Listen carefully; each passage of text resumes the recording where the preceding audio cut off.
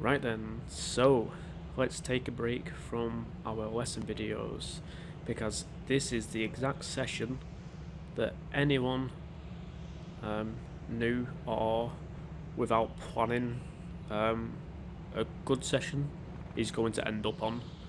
This was probably the worst session I have ever had here, and in the entire race, I didn't have, in fact, a lot of us didn't have one clear lap. I did 8 laps in 50 minutes. Every single lap there's at least a yellow or a red. But yeah, let's just analyse some of this insane racing you're about to witness. Anyways, I spent this pretty much this entire race just behind young Jack here. Jack is fairly new into the adult karts. He is the lad I was teaching 2 weeks ago, and he is booked on tonight because it's a bank holiday, and he likes to race bank holidays. But this is the last bank holiday in a while now, so yeah, hopefully I'll see him on some other events. The issue is when you're 13, you're not allowed to race members events. So yeah, for him to get the time to race clean races is quite tough. But yeah, this exact race is just me filtering through traffic with him.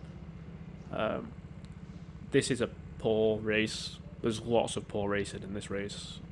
I'm uploading it just so people can see the reality of racing this track. Because a lot of newbies probably watch my videos and think, oh yeah, looks great, so much fun. But then they get sessions like this, which is the harsh truth of this track.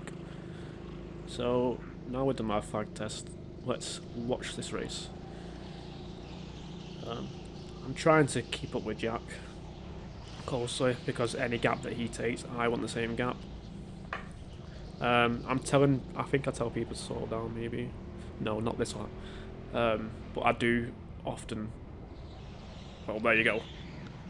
How many times have you seen me next to a barrier? Not often. Anyways, I had a feeling that was going to happen, to be honest with you. The first lap, and yeah, I gave myself enough room to stop safely in time without making any contact with anyone. Yeah, that happened. I get it. It's indoor racing. I expected that, and I gave myself enough space to deal with that situation if it happened. I could have easily just been totally unaware and drove 40 miles an hour into the side of that car that caused that little pile up, but I didn't, so life's good, I guess. Now let's see what am I going to do here. Probably go for a switchback maybe. Nope. Nope, can't go down the inside. Amber flag again. And the person in front of me just decides he doesn't know what amber means. No problem, I'll just catch him back up. I can see young Jack is one ahead. Can I do a switchback? Can't even do a switchback, kept it closed. I tried to go wide, just forces me out. And messes up anyway. Peer pressure, let's put that down to peer pressure. So now I'm trying to catch Jack back up again. Like I said, this race was just horrendous. I mean, it could have been much worse if I wasn't expecting it to be horrendous. Like, before we went out, I just kind of knew it was going to be quite bad. Yeah, this person came out the pit lane and just, yeah, spun out, pressed the brake too hard. That obviously ruins my lap because they came out on the racing line, didn't really check either, and then I had to compromise where I was going and what speed I was doing to not make contact with that person.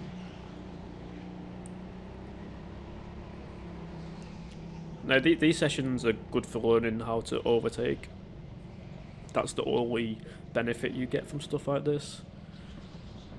But if you are really inexperienced and you've been watching all my latest videos where I've literally just been racing with experienced racers or members runs, then I've kind of given you a false representation of what it's like to race this track, because it's rare for you to get runs that are that nicely, the ones that I'm always involved in, and that's just because I only tend to race with other members and stuff. But yeah, yeah, bit of argy-bargy going on. Nice little switch back there. I worked that one out in my head. I managed to not hit that person harder. Didn't really expect him to lose that much grip. Must have just turned and just kept the full throttle down whilst turning. That's the only, or maybe even touch the brakes. Only explanation I can give there. But you see into turn 2, those two was like neck on neck, pushing each other to the left. So then I knew that probably the person on the very left was going to overextend through that line, and that just allowed me to estimate that that person was just going to overextend the line, and I could do a nice switch back, so I get past 2 for the price of 1, shall we say. So yeah, just traffic galore. This is it. The main problem was everyone was really slow getting out the pit lane at the start of the race, and there's another yellow flag because someone wanted to turn 2. But yeah, because everyone was so slow at getting out the pit lane, from lap 1, the entire field was like evenly spread out, which meant that every single lap I would probably have to overtake or get involved in multiple overtakes, just because it was that spread out. Obviously, to get a clean lap in when this happens, there's a full 18 on track here. This first race was like very bad in many ways. The third race was actually a massive improvement to this race. I might upload it. It depends if I've got anything decent to compensate over in that race. But yeah, this I tried to go to the inside, just immediately closes me out. Honestly, I feel like some newer drivers need wing mirrors in go-karts. Like the way I would compare that move was, and that could have been bad. I managed to stay right there, but yeah, when it comes to stuff like that, also that was a fantastic move. Well done, young Jack. That was one of the nicest non-contact switchbacks I've seen by a youngster, probably in my 7 years of being there. So kudos to that move. Yeah, like I was saying, when people pinch you into the inner tyre wall, when you're literally on the tyre wall, hugging it, and then they just move over, it's kind of like moving from the middle lane in the motorway into the third lane without checking your mirror. That's kind of the same thing. I mean, if you've not got a driving license, you've not got a driving license. It would just be nice if you could just look to your left or right and just check that you're not going to pin someone into a barrier. In race 3, actually, it's pretty funny. Someone purposely drives another member straight into the tyre wall. Literally purposely driving it, like escorts in there technically. I've got it all on the third race, and well done for avoiding that, Jack. I also avoided it just because I was expecting something. When there's multiple people going through those S-bends, you're always going to get some accident. Well, I mean, when I say multiple people going through the S-bends, multiple people who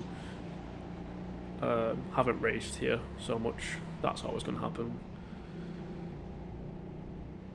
But yeah, I'm doing my best to follow everything that Jack's doing. Amber light comes out Of course it does, so I give Jack his position back. That's fair. But yeah, there's literally no clean lap.